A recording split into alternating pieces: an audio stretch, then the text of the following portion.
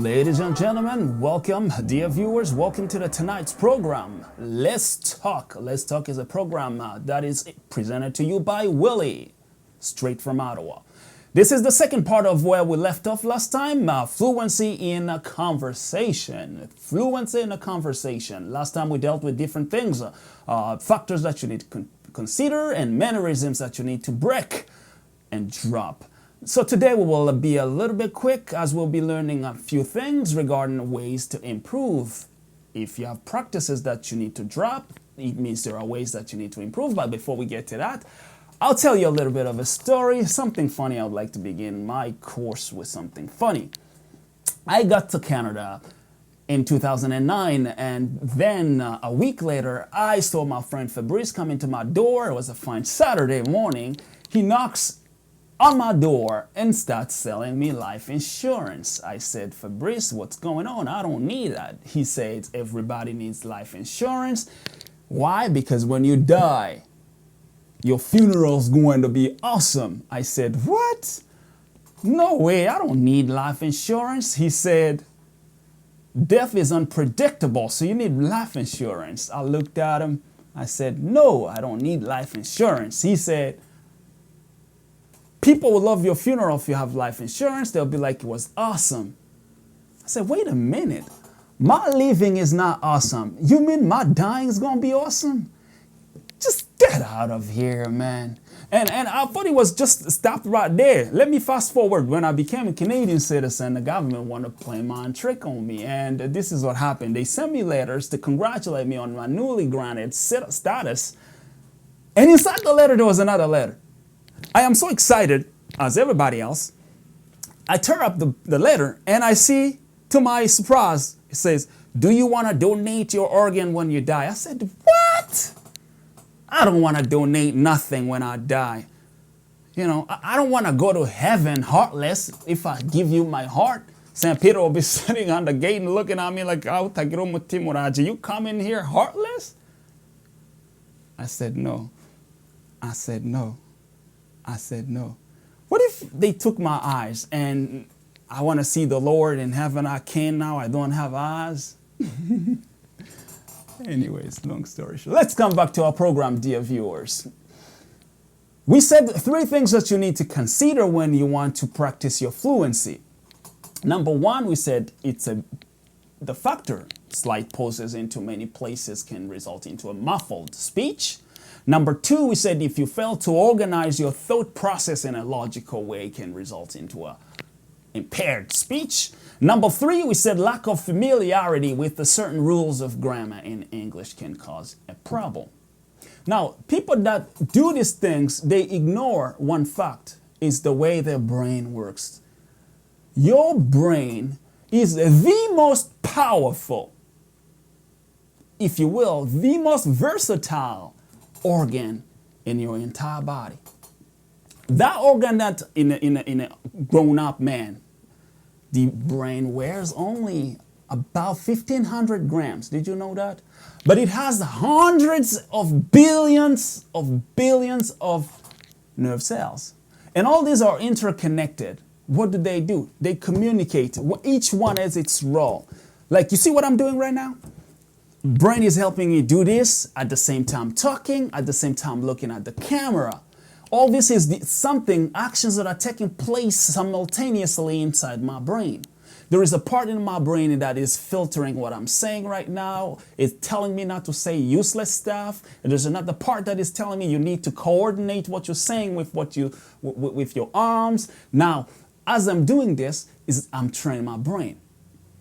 It goes the same with the fluency. The part that is telling you what to say and what not to say goes with how you train it. Your brain is like a big library. It has a part that stores up the information for memory, for reading, and so on and so forth, right? That's why when you're reading something with which you're not familiar, your brain will pick it and will go into the storage, find if this word is there. If it's not there, that's when you see on the page, you are just kind of jerky.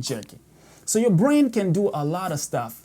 You know, neuroscientists have come to a conclusion that it can do up to, not even a conclusion, that's a slight knowledge they have about the brain because it does a lot of things. So among all, the things that they know, they've come to a conclusion that even if the brain is performing some complex tasks, it can do some up to 50 multitasking, 50 things you can do at the same time.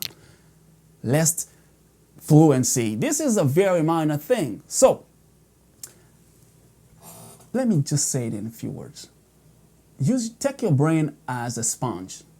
You dip it, imbibe it in a muddy water, it takes that. Put it in a clean water, it just absorbs the clean water.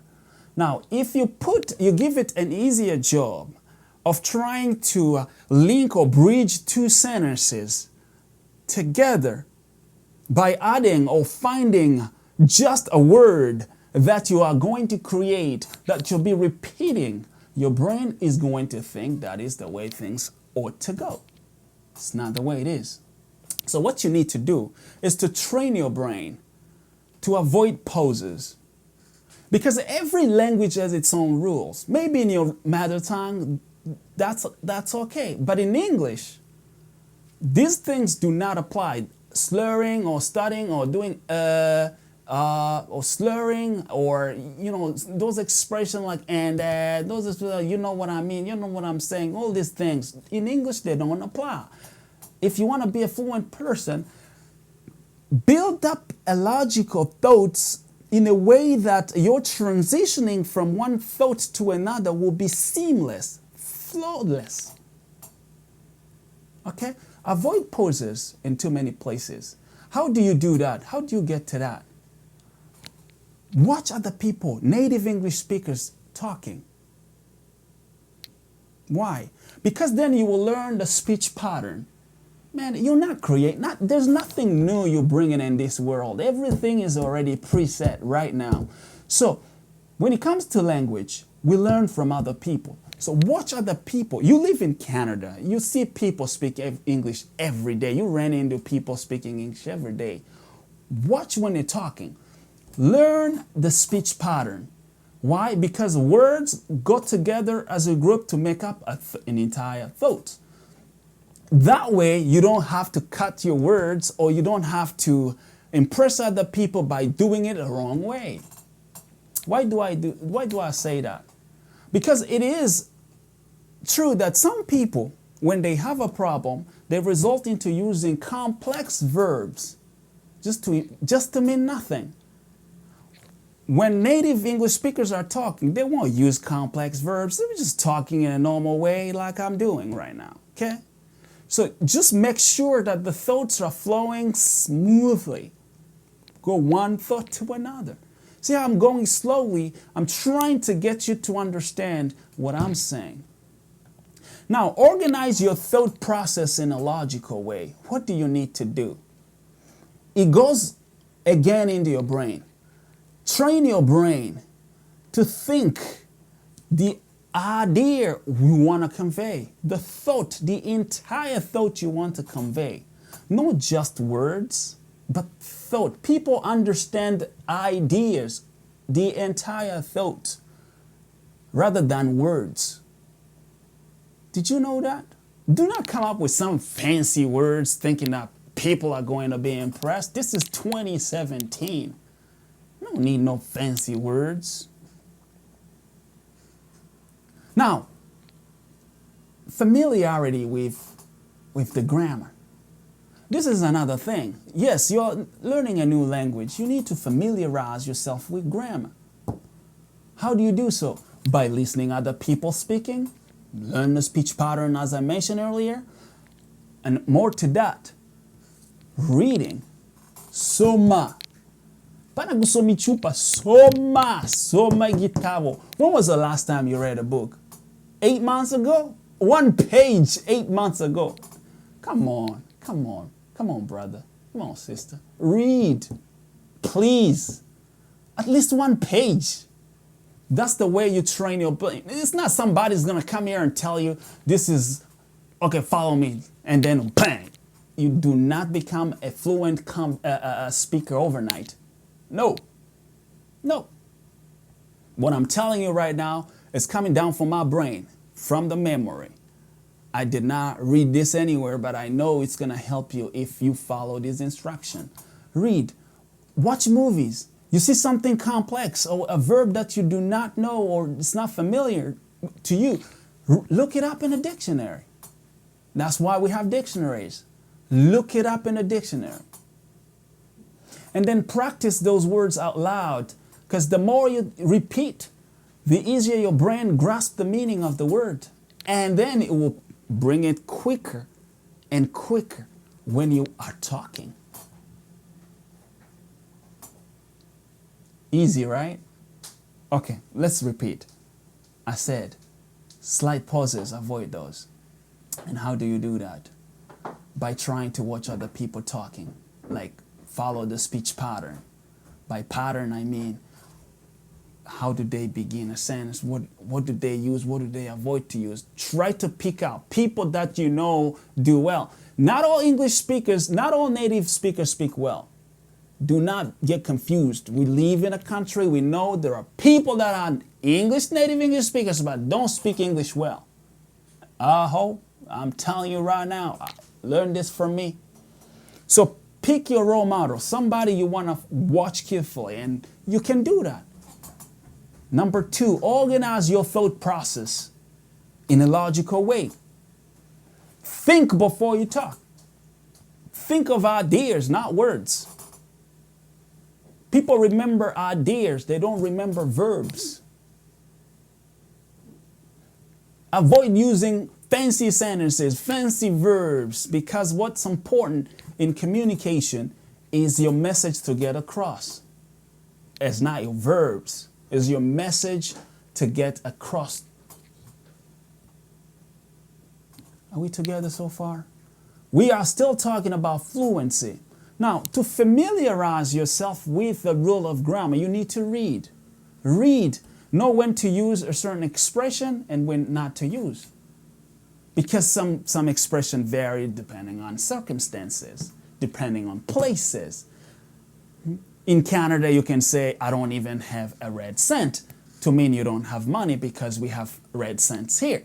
It would be a shame to read that in a dictionary, and then in Burundi, you hear a guy going, instead of saying I don't have money, it goes, I don't have a red cent.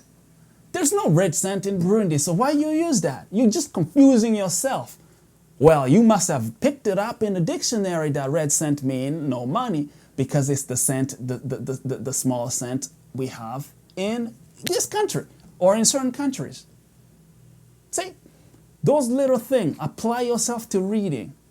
The more you read, the better you get the picture.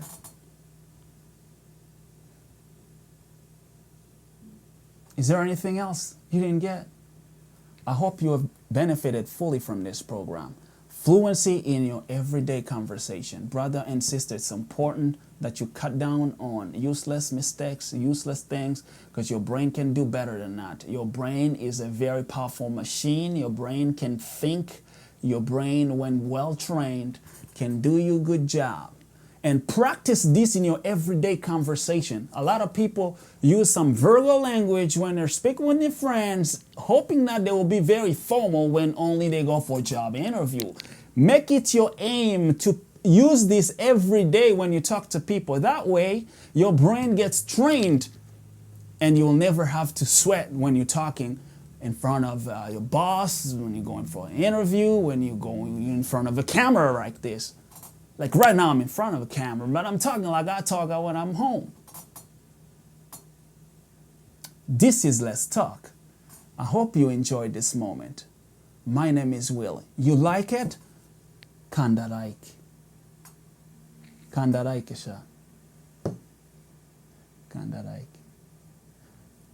Again, as I say to the coming program is, are you ready to get married? That will be for next Monday after 6. And regarding that program, I'll tell you like I always say to my wife every night, coming soon.